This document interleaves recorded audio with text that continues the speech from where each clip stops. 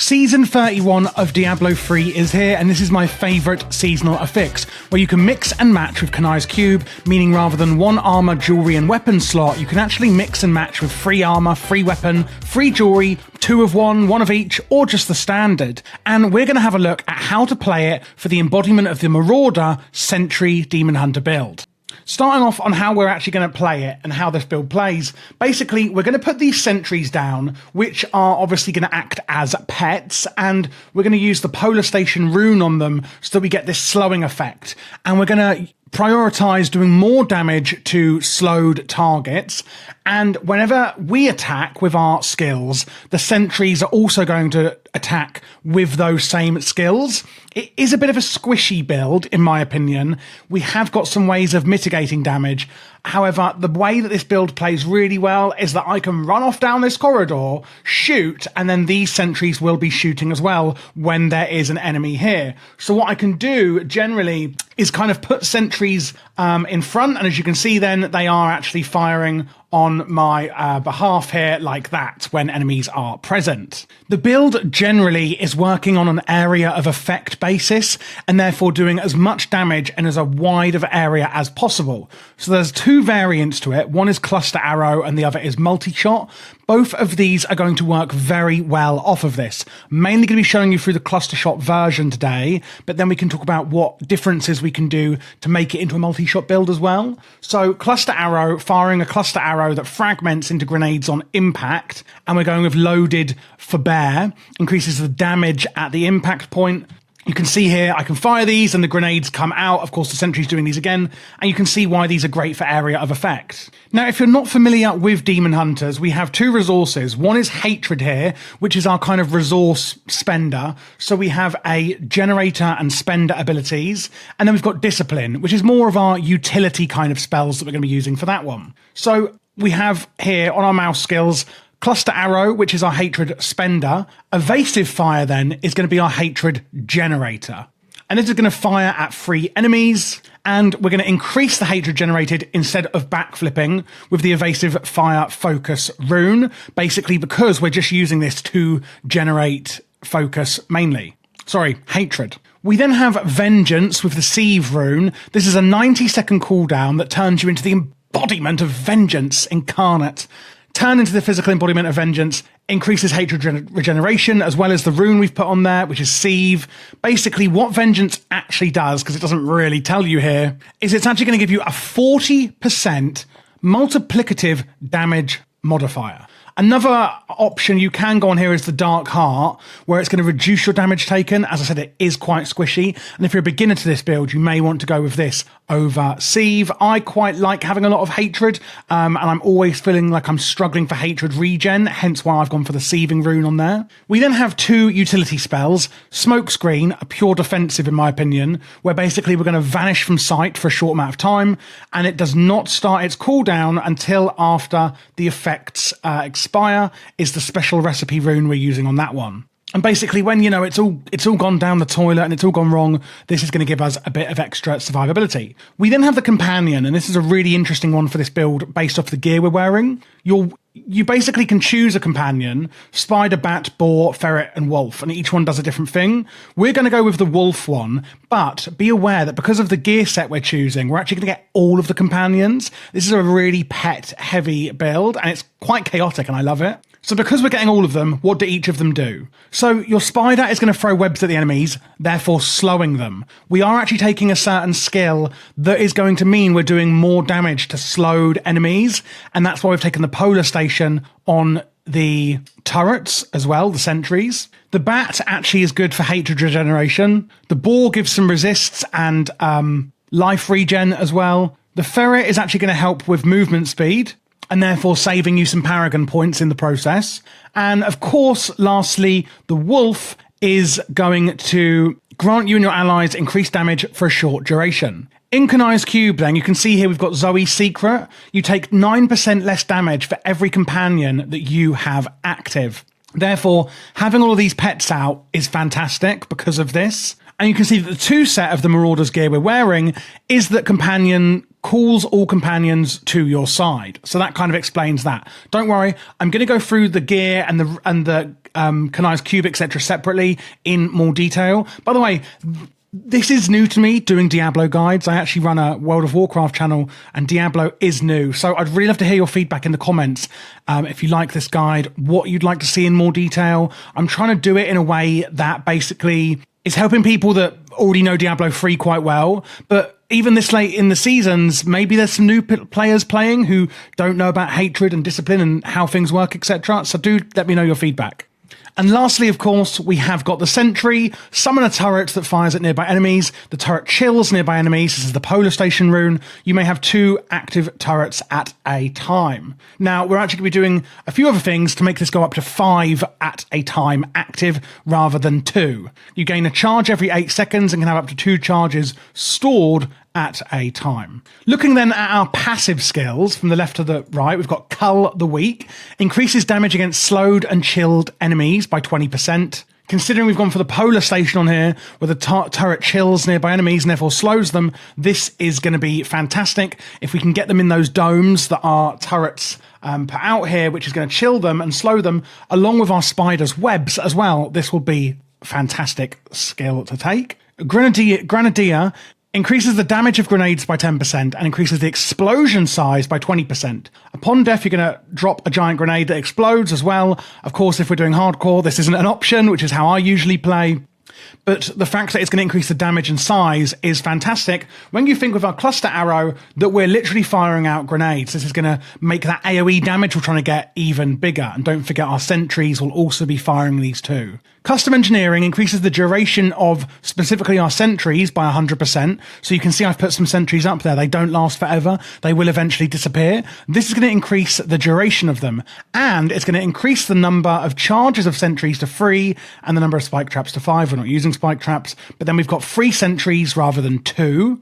And lastly, ambush. This slot is a bit more flexible and you can take a few others if you want. I like ambush. You deal 40% additional damage to enemies above 75% health, especially if you're looking at one-shotting enemies when you're speed running Nephilim rifts rather than greater rifts, or even if you're speed running greater, lower level greater rifts where you are one-shotting.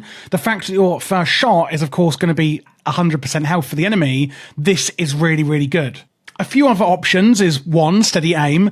As long as there's no enemies within 10 yards, all damage is increased. Remember at the start when I showed you that I'm placing those sentries far into the corridors and far ahead, and me staying back and using my attacks, letting the sentries do the attacks? This is fantastic for that kind of play. If you are playing hardcore, awareness, so that you get a free get out of jail free card on death, fantastic. Of course, please take this if you are playing hardcore, or you're going to ruin your day if you do die. There is also Perfectionist if you want a little bit more survivability, reducing the discipline cost of all skills and increasing your armor and resistance by 10%.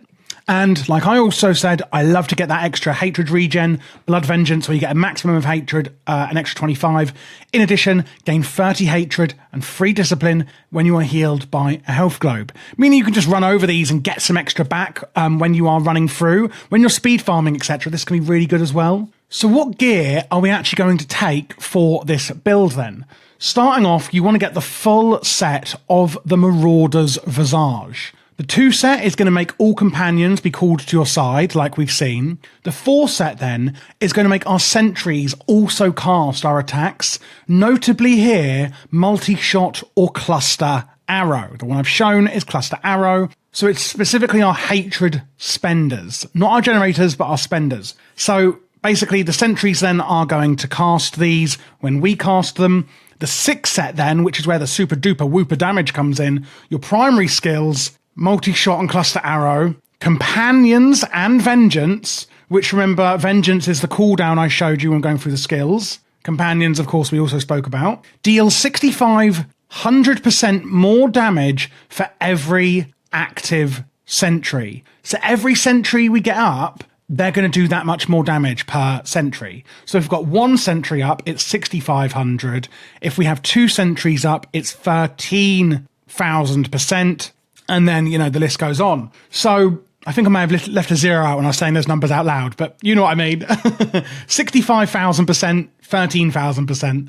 And the more sentries we have up at a time, the higher that damage is going to go. So when you do go into a rift, what I always say is put as many sentries down as you can immediately, even if you can't see any enemies yet, just so that it's going and getting them out, because the more we put down, the more damage we're going to do. You can get these, by the way, from salvaging blood shards, not salvaging, but trading them with Kadala in the cities that you're in.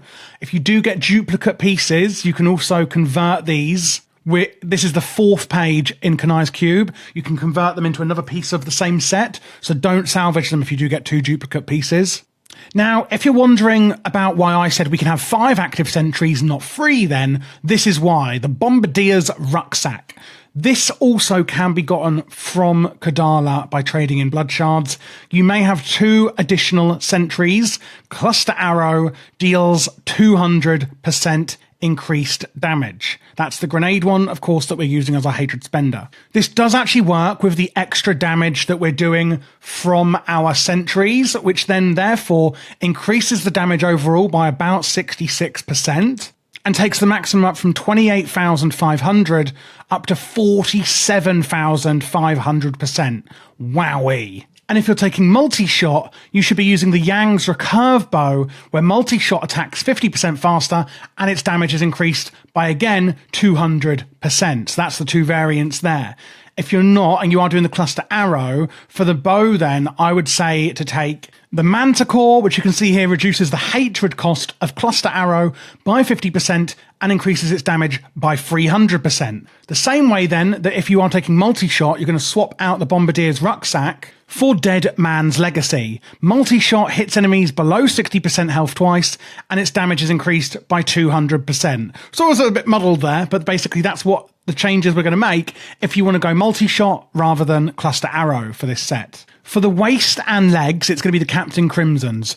You can actually craft this at the blacksmith, and it's quite cheap, meaning you can craft it over and over and over and over again until you get the stats you want. Generally, I actually will just re-roll this until I at least get an Ancient. If you don't know what that is, it's the one with the gold border around, like you can see on my screen here, and that is going to make the item a bit better. It can also proc as Primal Ancient, which you can see in my game here is got a red border around it as an even more super duper. Basically, there's a 2 and 3 set for this. I'll explain in a second why we don't need the 3rd piece to get the 3 set. 2 set is going to regenerate life, reduce cooldown of all skills, and reduce all resource costs. And the 3 set damage dealt is increased by a percentage of your cooldown reduction. Damage taken is reduced by a percentage of your cost reduction. So it's just a great all-round set to get. On the rings, we're going for Focus and Restraint. It's a 2 set again, needing both rings. When you hit with a resource generating attack or primary skill, which is our Evasive Fire in this build, you deal 50% increased damage for 5 seconds. When you hit with a resource spending attack, like our Cluster Arrow or Multi-Shot, you deal 50% increased damage. These both can stack, and therefore you do want to be weaving in and out using your Evasive Fire and your Cluster Arrow to keep both of these buffs up at the same time. Last 2 slots being the neck and hands or wrists. Squirt's necklace on the neck. While not taking damage, damage dealt is increased by up to 100%, and damage taken is increased by up to 50%. So that's when we're not taking any damage, we're going to do more damage, but we're also going to take more damage. Again, because of the sentries being so placeable far away, this is fantastic, because hopefully we shouldn't be getting hit. And then if we do, well, Raps of Clarity are coming in here. Your hatred generators reduce your damage taken by 50% by 5 seconds. And again, that's from our Evasive Fire. So that is a defensive wrist item that we can get there. Looking at what we're putting in Kanai's Cube then, we're going to go with, in the weapon, you can put your Manticore in here if you wish. Obviously, that only works for Cluster Arrow. Another really good option that I like is, if I can find it here, Dawn. Reduces the cooldown of Vengeance by 65%, which is huge. And obviously that is our Vengeance cooldown here. Remember, that's going to make us do loads more damage. 40% increased damage here, blah, blah, blah, blah, blah. So that's normally on a 90-second cooldown. We can just decrease that by 65% with Dawn. We're going to put Zoe's Secret. Oh, I've gone up and down. Zoe's Secret in the belt. Again, reducing damage for all of those companions that we do have out, which is all of them because of our set. And then the Ring of Royal Grandeur on the ring slot, which you can swap these around, remember, this season, but I just think these happen to be the best anyway for this build, so you don't actually really have any difference this season, which if you are taking this build will make the season a bit more boring. But anyway, reduces the number of items needed for set bonuses by 1. And that is why we get the free set on only 2 pieces of Captain Crimson, and we're going to get the 6 set on only 5 pieces of the Marauder. That is meaning then that we don't need that last item to get the final set. Ring of Raw Grandeur being incredibly important for this build, of course.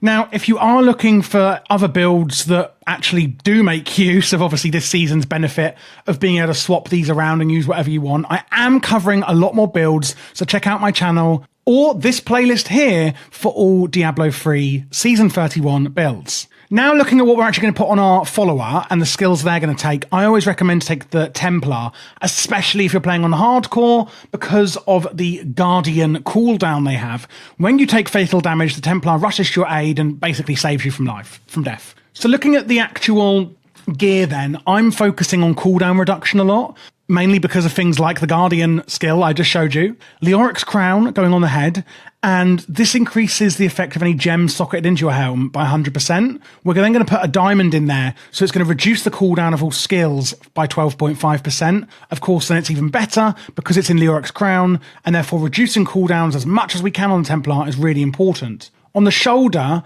we're going to put the homing pads, and you want to make these, I think it's called eminets. Basically means that the bonus on the item will not just affect the Templar, but also you. So you want to get the homing pads, eminets. Your town portal is no longer interrupted by taking damage. So if you're like, oh my gosh, I want to get, back to town, you can put this on there.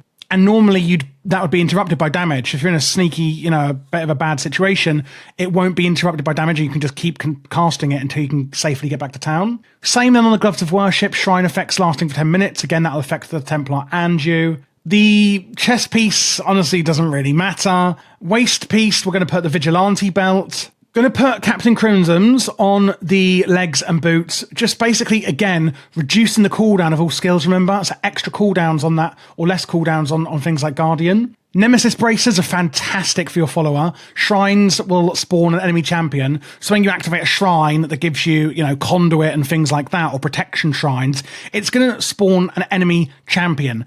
Of course, if you're doing Nephilim Rifts or Greater Rifts, these drop globes, and therefore hitting a shrine will help speed up your rift completion and farming. The Oculus Ring is another great option for your follower. Chance to create an area, focus power on killing a monster. Damage is increased by 85% while standing in the area. It's a little yellow area, and if you stand in it, you will obviously do more damage. The fact that it doesn't actually affect both you and the Templar, but of course, the Templar can trigger it, and you can stand in it and do the damage. Thunder Fury, Blessed Blade of the Wind Seeker, of course. World of Warcraft, oh my god. Chance on hit to blast your enemy with lightning, dealing damage as lightning and then jumping to nearby enemies. Each enemy hit has their attack speed and movement speed reduced by 30% for 3 seconds. Don't forget then, remember, that regarding the movement speed, we have got Cull of the Weak, increasing damage against slowed or chilled enemies by 20%. So this is actually going to affect us and the target we do as well. And the fact that it jumps to 5 targets then is fantastic. Enchanting Favour, equip on follower, your follower cannot die. This is so important, especially again if you're playing hardcore, because if your follower dies, it can't use things like Guardian. If it's dead and it takes about 30 seconds or so, I don't actually know how long the duration is, but it feels like a long time when they do die. Basically, they can't use their skills, obviously, until they respawn. So if you get a critical hit that kills you, that's it, you're done. You don't get saved. So looking at the skills then, we've got Heal on the first slot. Second one regenerates life between you and the Templar. Third one deals massive damage and causes the target and nearby enemies to take increased damage, of course, based on the Templar's strength. That's why we're adding all these red gems for adding strength, because it means we're going to do more damage. And lastly, of course, is the Guardian one we've already spoken about. Now that we've looked at the core of the build, let's look at things like the gems we're using, Paragon points, and our skill stat priorities. So looking at the actual legendary gems then, we're going to put Zay's Stone of Vengeance in, first and foremost. Damage you deal is increased by 16% for every 10 yards between you and the enemy hit. Again, this is going to synergize very well if you do take a skill like Steady Aim, where you're going to do more damage if there's no one in within 10 yards as well. Maximum 80% increase at 50 yards, 20% on hit to stun the enemy for 1 second. We're going to take the Enforcer. Your pet's damage is increased by 60%, and your pets also take 90% less damage. When it specifically says pets, that is not the same as companions. And what I mean by that is it does affect not just your companions, but it does affect your sentries as well. Then we have Bane of the Trapped, increases damage against enemies under the effect of control impairing effects. Again, we've spoken about it many times. We're trying to control and slow the enemies as much as possible for effects like this. Gain an aura that reduces the movement speed of enemies within 15 yards by 30%. Obviously, we're trying to not get them too close, but if they do, then we are actually going to slow them and therefore do more damage to them anyway, even if they're not under the other control impairing effects like Thunder Fury or the Sentry's Polar Station. I think those three are pretty self-explanatory. Apart from that, looking at the Paragon points, this is going to be the core order. You're probably going to get all these really fast, and therefore it doesn't really matter as much. But first up is going to be movement speed, then dexterity, then vitality. You don't really need the maximum hatred. You do only need to put, ignore this terrible point selection, you do only need 30 points in movement speed, as the ferret that you've got on your companions is actually going to count towards the 25% cap. On offensive, it's going to be cooldown reduction, then critical hit damage, then chance, then attack speed. On defensive, it's going to be all resistances, armor, life, then life regen. And on utility, it's going to be area damage. Of course, looking at our grenades and things like that, we're doing fantastic AoE. Then it's going to be life per hit, giving us some survivability, resource cost reduction, and then gold pickup, lastly, of course. Regarding the stat priorities, I'm just going to tell you in kind of what order we want to go for these. I don't want to overwhelm you. So, of course, there's a long list of stat priorities. I'm just going to show you the top 5 so you know which ones that you need the absolute most, which is going to be pure damage, then crit damage, then fire damage because of our grenades, etc. Cluster or multi-shot damage specifically. So on the gear, when it says increases damage of multi-shot by, obviously depending if you're taking cluster shot or multi-shot, and after that is going to be crit chance. The others, of course, is things like attack speed, dexterity, cooldown reduction, etc. But these aren't as important as these top 5 are. Regarding the altar of rites, we're going to come from Gateway down to Anointed, Exodus, and then Blood. So basically going down the right side and into the middle, and then coming down through the middle to the right-hand side and going for Father as our first mega potion. After that, coming out onto the left side here for Malice, adding 5% damage. I'm not going to go through these in massive detail. I feel like, a lot of them are self-explanatory. Again, you're going to be getting all of them anyway.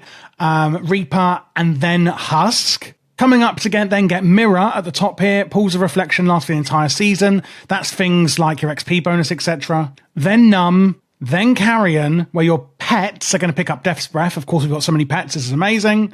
Then Stillness. And then Tenacity. Then onto the right side, Prowess, increasing damage against elites, and Reach. Then going back up to the top with Force for 100 damage, and Command, increasing damage against elites. Roar, increasing damage done to bosses. Elegance, increasing your chance to dodge by 5%. Reverence, reducing damage taken by elites. Shadow, and then lastly, the final red potion, and then blue. And then that's going to be it.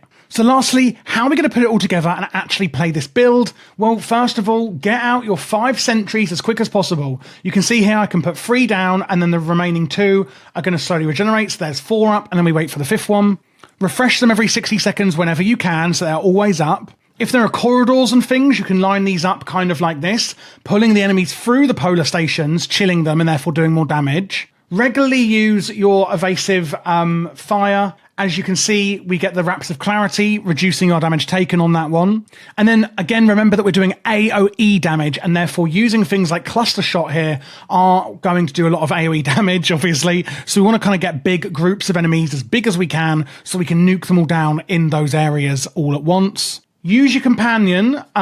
If you are low on hatred, it's going to give you a big boost of that when you do use that cooldown ability. When you are ready and you have got all your enemies grouped up and you're ready to nuke them down, that's when we can use our vengeance. Don't forget, it's only going to be on a short cooldown if you have taken the items I've shown you.